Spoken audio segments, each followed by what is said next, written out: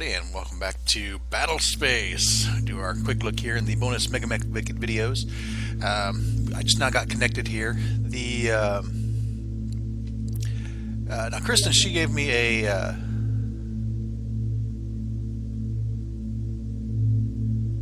oh, okay. It's almost like you can hear me.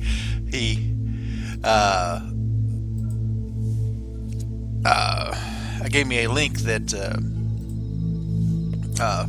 had basically kind of like a breakdown of the rules. Really cool. I'll put this link in the description of this video. But a lot of it is stuff I knew, but it's good to actually see it here. Things I didn't know was like evasion here, yaw, rollover, end over. Those are special maneuvers you could do, which could have saved me some thrust points and so forth. Good to know now. But let me actually get going here, because they're waiting on me to actually say go. But I can explain this while they're still doing their moves, because I don't think I have a whole lot to go here. I'm pretty spent on my characters. But the special maneuvers, evade, I can basically use, I think it was 2 thrust points. Yeah, to basically give myself a defensive modifier, but I think it also gives me a penalty to my firing as well. Yaw spins my fighter around 180 degrees to face backwards. That would be, I've did that several times. It basically costs 2 points to do that instead of 3. Roll flips you upside down. Okay, well I knew about roll. End over combines yaw and roll. So if I want to flip over and change directions, it's still the 2 points, but I can do it both separately. Or I can basically do it for 2 points instead of having to do both for 3. Now if you do, I think if you do the yaw maneuver twice, there's one of these maneuvers. If you do it twice, you basically have to do a PSR roll.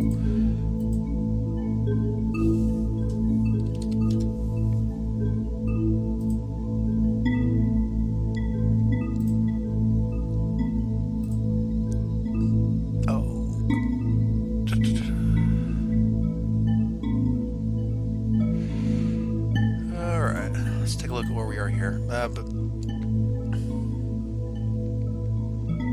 we're still in the move phase now. As far as like the move phase here, what I'm thinking is, I'm going to try to get him to not actually leave the map, but I'm going to try to burn my thrushes. Basically, just do another pass on this eagle. But this eagle,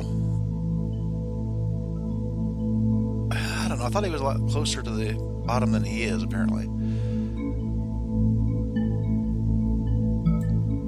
We'll see what happens. Back to not this. That's a special minute. Now, combat, weapon range damage, we figured out. Fire arcs, I figured out, but here's the actual rules on it. The nose-mounted weapons basically have the front-mounted arc of a vehicle, which isn't the same as the front arc of a battle mech. It's basically the 1 hex, then it expands out. Then the left wing and right wing, it's basically half of the nose arc. And then you have the aft mast. There's like these big, it even says here, blind spots for aerospace are huge. Yeah, no kidding. All right.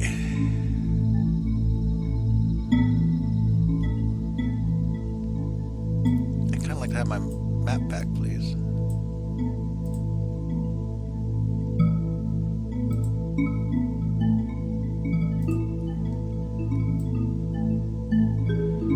Well, that's irritating. Okay, where is my Hellcat? In relation to anything else. He's going that way. I think I want him to go down because that's where the, yeah. Oh, it does mention in the rules here that I guess heat is supposed to be an issue, and I am at 17 heat, but I don't really notice a whole lot about that. Well, we're going to get on the right maneuver here, and really what I need to do is basically counteract my momentum here. So let me, and it might be worth me going to doing some overthrust here, because I need to basically catch back up with that Union, this Black Eagle here. So what I'm going to do is I need to turn right 1, and then we're going to thrust 8. It's going to be hard to actually turn this thing around.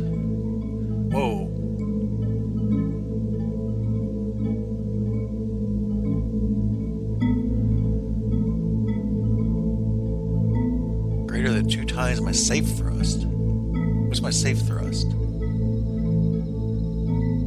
It's not greater than 2 times.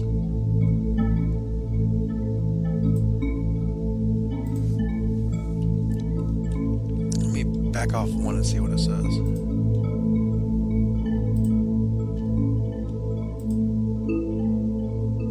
Oh, wait a minute, my velocity.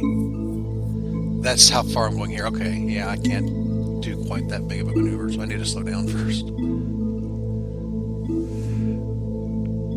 Yeah, it's hard telling if there's anything up here that actually could still kill me, because my map ain't working.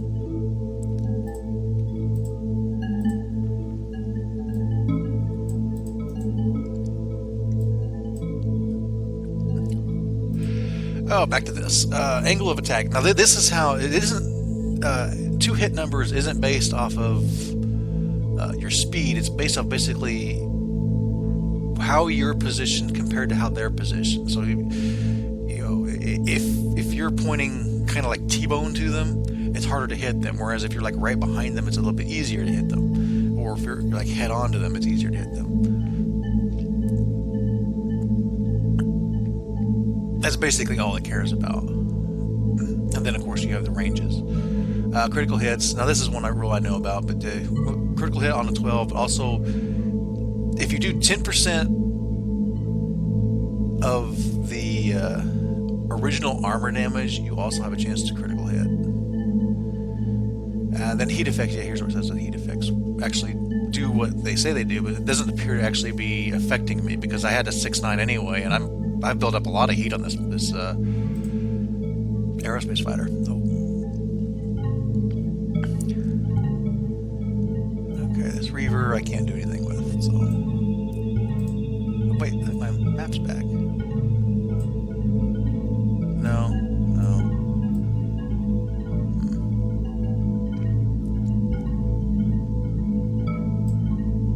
Just close it.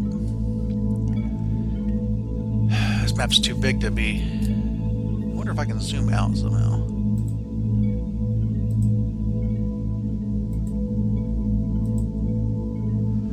That'll help a little bit.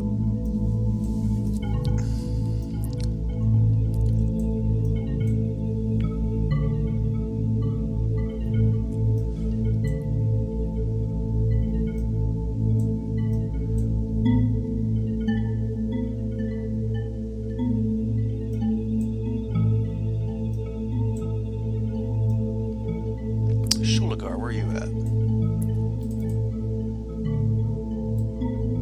Ah, here you are. Well, we're going to have to 2, 3, 4, 5, 6, 7, 8, 9, 10. I could just barely save it. I don't think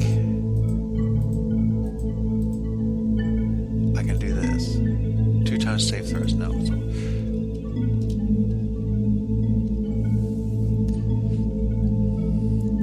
Let's do it.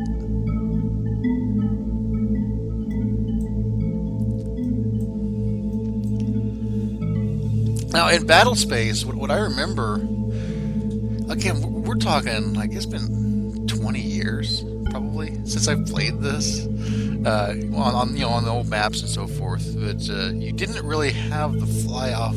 I think there was the fly-off the map rule, but usually what would happen is if, like, someone got to the edge of the map, you would basically move everything over so they were still in range. It was actually really hard to disengage, as I remember.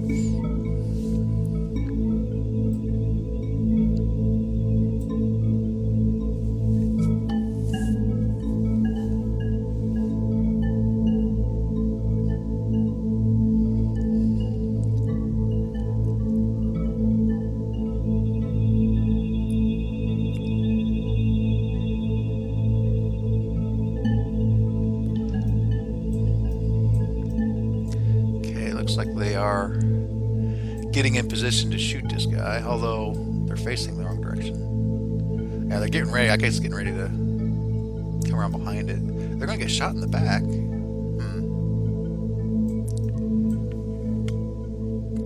Stingrays. Look at these things. What do they got on them? PPC. are they? 60 tons. They ain't too bad. 20 heat capacity. But again, I don't know that the heat's working. Let me ask them, because they might know.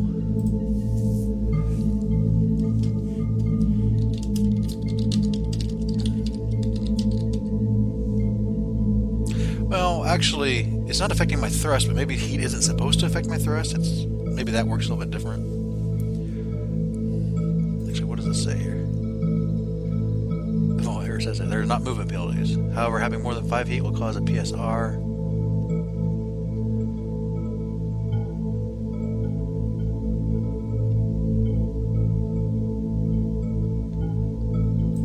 Okay, it says right there, very specifically.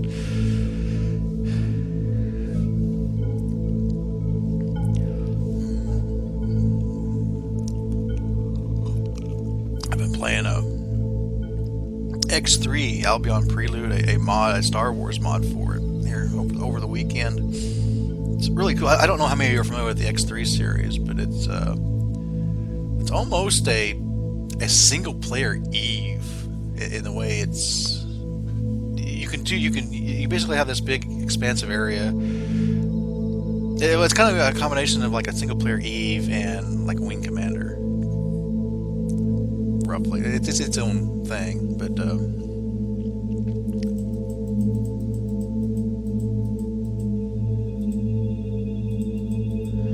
I doubt you could actually perform this maneuver.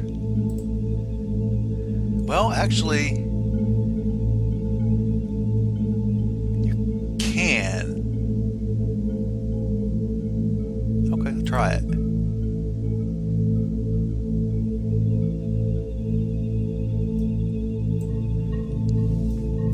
These things are maneuverable. I don't know how we're going to actually get this thing down to here, but that's all I got is maneuverability. At least for these thrushes. They're half dead anyway. They're going to die. I was toying with the idea if I actually do take out like anything in this scenario, even though it's not going to like carry over, I might still give them like a point of experience or something like that. But I don't know. It seems kind of cheaty since I'm not actually giving them the consequences either. But at the same time, I was like thinking, if I do happen to take off this Union, I kind of want to put that on the record.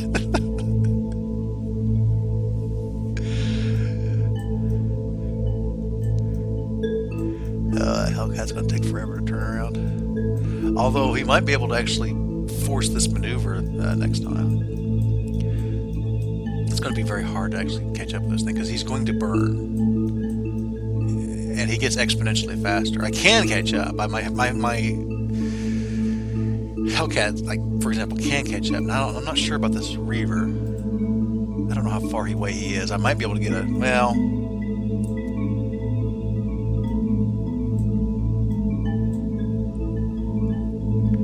We'll see. I might be able to like get a long range shot off on him as like a parting shot with that Reaver, but it'll be difficult.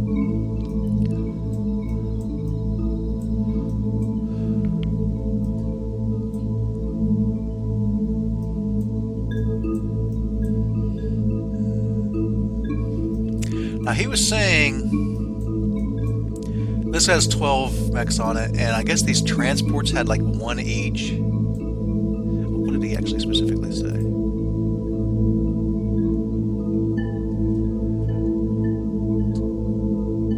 Yeah, I wasn't expecting to win this because, like I say, all you have to do is actually just burn. So let's go ahead and I want to overthrust you as well.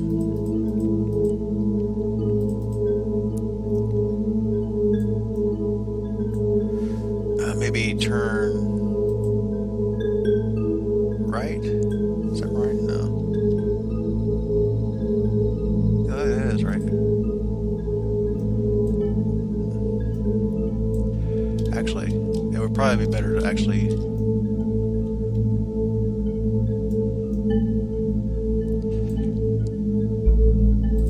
Two, three, four, 5, 6. Now turn right. Thrust the west away.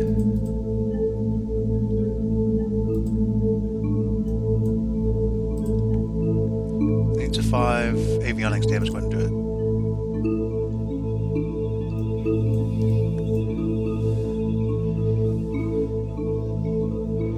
this Thresh is definitely going to be able to catch up. Whether that's a good or bad thing remains to be seen.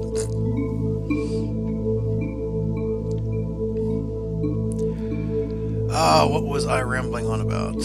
Oh, X3. Well, pretty much it's one of those games where the base game is a really cool kind of story behind it. Plenty of different races and so forth. And each having their own ships. And the cool thing is, like, every ship in the game, from the smallest ship to the biggest capital ship, and including the space stations, you can actually like own and control. Well, you can't physically fly a space station, but everything else you can. You can control like these large complexes and so forth. Okay, yeah, those we knew were going to leave. Okay, now I think they have simultaneous turns turned on, so I don't need this because it doesn't work. I don't even think you're in range of anything. This would be the only thing you could technically get. No, not 12. What's the range here? 27? I got a ways to catch up. Now here's the one I was really curious about. Can you get him with this? Now, well, technically yes. Ghost target. I still don't know what ghost targets is. The ECM thing's annoying because I don't have any way to counter that. +2 out of control, because that's the one I was actually kind of curious about. My countering skill sucks on this guy too. That isn't helping anything. Long range, yeah, he just can't hit. No way. Threshes, I doubt. How far away are you? 23 now. This one, I doubt as well. 13 nexus. He'll be able to catch up next turn. Anyway, as I was saying, you can control like these vast complexes, and basically, if you really wanted to, you could like annihilate like other races, like stations, and rebuild your own there. And it has this really cool economy system to it. It's very sandbox. There is like a story, which is an interesting story. And this is a series of games that goes back a while. And I think for X3, there's been 3 or 4 iterations of it, with Albion Prelude being the latest one. Now X Rebirth basically comes after Albion Prelude, but it was kind of a departure from the series. But anyway, I've been having a lot of fun. And then the Star Wars mod, it's just really cool being in the X universe and playing around with like this, the Star Wars, the Imperial and Rebel ships. It's really cool. I might do something on that. I don't know. I kind of want to, but at the same time, Megamek takes up a lot of time. I mean, every day around a half-hour episode, plus like the occasional bonus episodes. When's going to have time to watch this stuff? I'm happy you guys watch my Megamek stuff.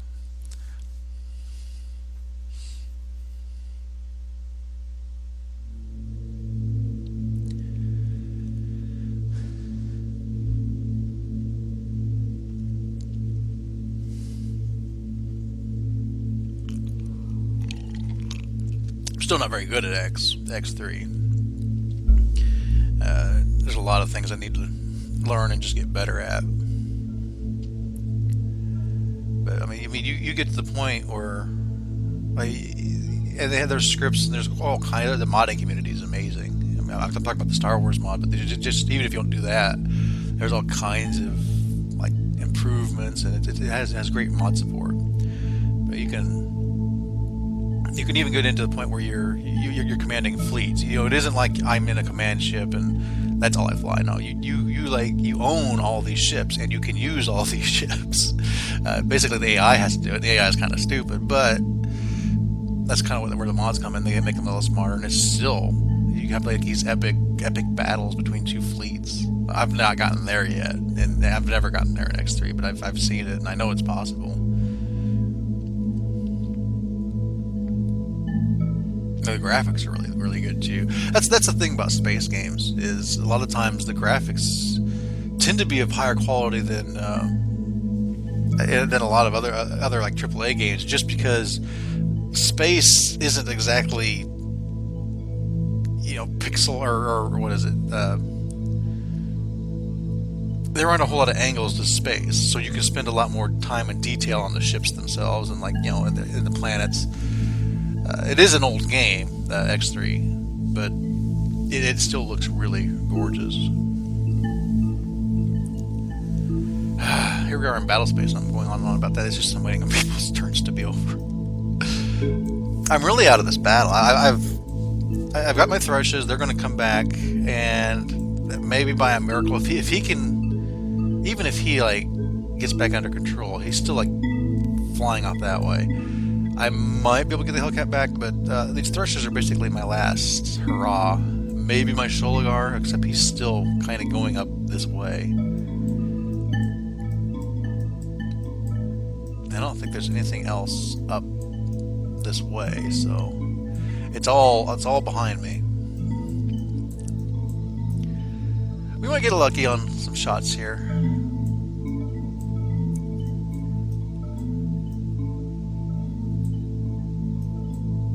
I think we've only actually destroyed like one thing. Now the CV, he was telling me the CV doesn't really matter if we kill it because the aerospace fighters can land on their own. I don't think I took a shot of that anyway. Got the Shiloh here. He's probably going to turn around and shoot the Titan. He's actually got a lot of firepower still, just waiting down here. It's got everything else turning around, getting ready to blow some of that stuff up. This is the big boy. This is important. Let me look at his armor. I know I've taken some shots at this, but I haven't really done a whole lot to it. Let me get this down here where I can see it. That's a 191. I remember mentioning that, you know, I have a hard time reading this, and you guys probably would have a hard time too. When I was like editing the video, these numbers pop out a lot more in the recording than they do live. Live, this is like kind of blurry and really like blends into the gray, but in the recording, it's a really deep red, and you can see it. I don't quite get that. How my recording actually looks better than the actual live. We gotta do a lot of damage to this thing to actually. I think I have burned his edge though. Where is that? Yeah, I think it would be listed here. I know he had edge.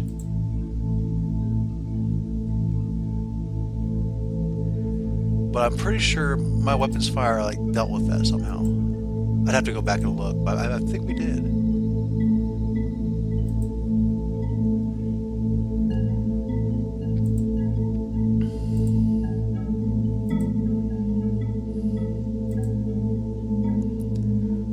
What do you have in the aft here? Medium lasers and a large laser? It's all laser bait, all fires at once, but getting behind it's the way to go. Although, my thrusters will just die. But.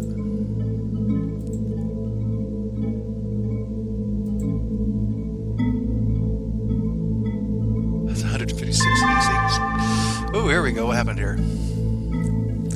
Alright. Kristen's Doug fired at an Ares. Critted at medium laser. That's kind of cool.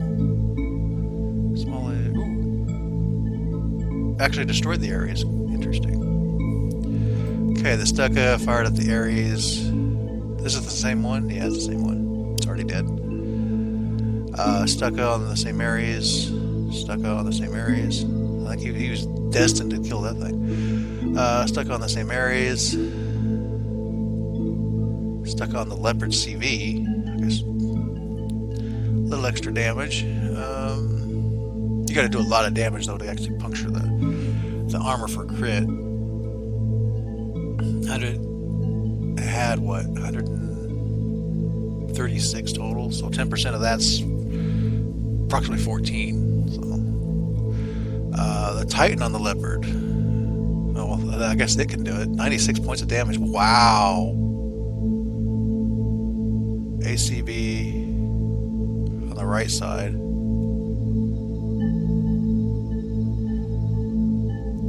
Kind of unfortunate that he didn't connect with the nose again. That would have probably destroyed the thing right up, or straight up. Ironsides. Okay, Black Eagle. Pirates on the Stingrays. One of them anyway. No bombs to destroy.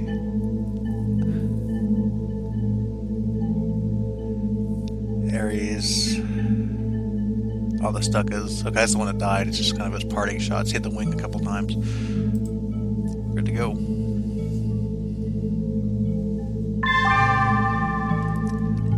Okay, here we go. Lucifer C. Kristen, he's out of control.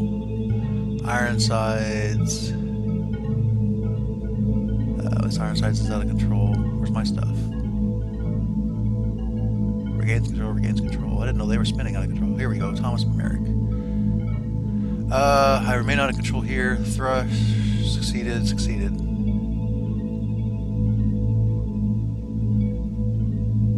Yeah, that Reaver's just gonna fly off and into nowhere. What did I do to roll?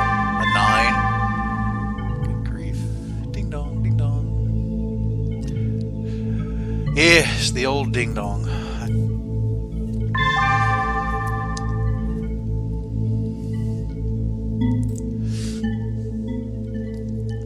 In Megamek, of course, I've got that sound replaced with something else. with the Stellaris. It was like a ringtone or something like that I replaced it with. That I got for like pre-ordering. It's a lot less abrasive than the ding dong.